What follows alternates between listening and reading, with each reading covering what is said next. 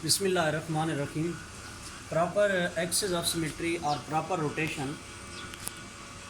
It is the rotation at any CN axis at an angle that molecule become indistinguishable from the first one.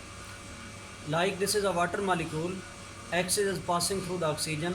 When we rotate at this axis at 360 over 2 is equal to 180, and proper axis of rotation 360 over 2, a value of n will become equal to 2. Proper axis of rotation is C2. Then these hydrogen atoms will change their when we rotate it, so then hydrogen atoms change their position. Since these are hydrogen atoms, therefore these are indistinguishable from the first one, from the original molecule. This is the equivalent configuration. When this molecule is rotated again at C2 axis 360 over 2 is equal to 180, so then we get the original molecule, which is original one molecule. Therefore we can say C2 square is identity. Therefore we can say twice the rotation on C2 proper axis of rotation, we get the identity same the original molecule. C2 is the two-fold axis of symmetry. Similarly, this is the hydrogen sulfide. When it is rotated at 360 degree, at the proper axis of rotation is C2, 360 over 2 is equal to 180. When it is rotated at 180 degree, we get the equivalent configuration, and when it is rotated twice, then we get the original molecule. C2 is the two-fold axis of rotation, C2 square will become equal to identity. This is the boron trifluoride. We label the fluoride atoms F1, F2, F3. When this molecule is rotated at 120 degree, 2 pi over 3, 360 over 3 is equal to 120. Axis of symmetry will become equal to, value of n will become equal to 3, n is equal to 3. So proper axis of rotation is C3. When it is rotated clockwise at C3 proper axis, threefold axis of rotation, we get the configuration. These hydrogen atoms will change their position.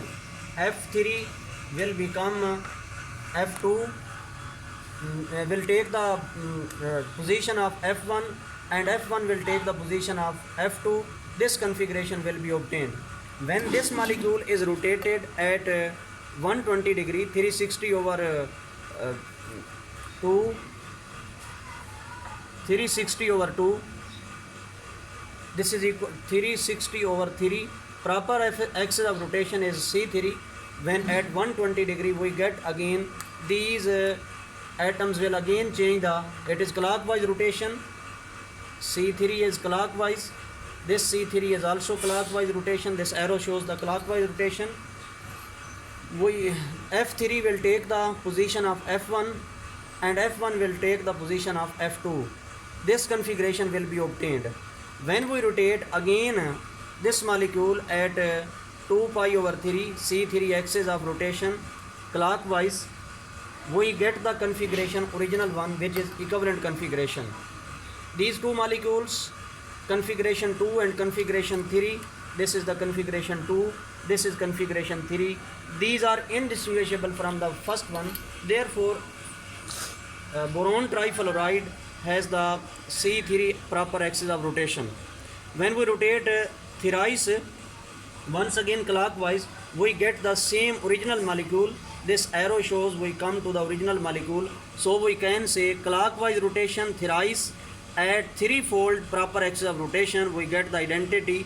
When we move the anti-clockwise, this molecule once, if molecule is rotated once at anti-clockwise, we get the same configuration.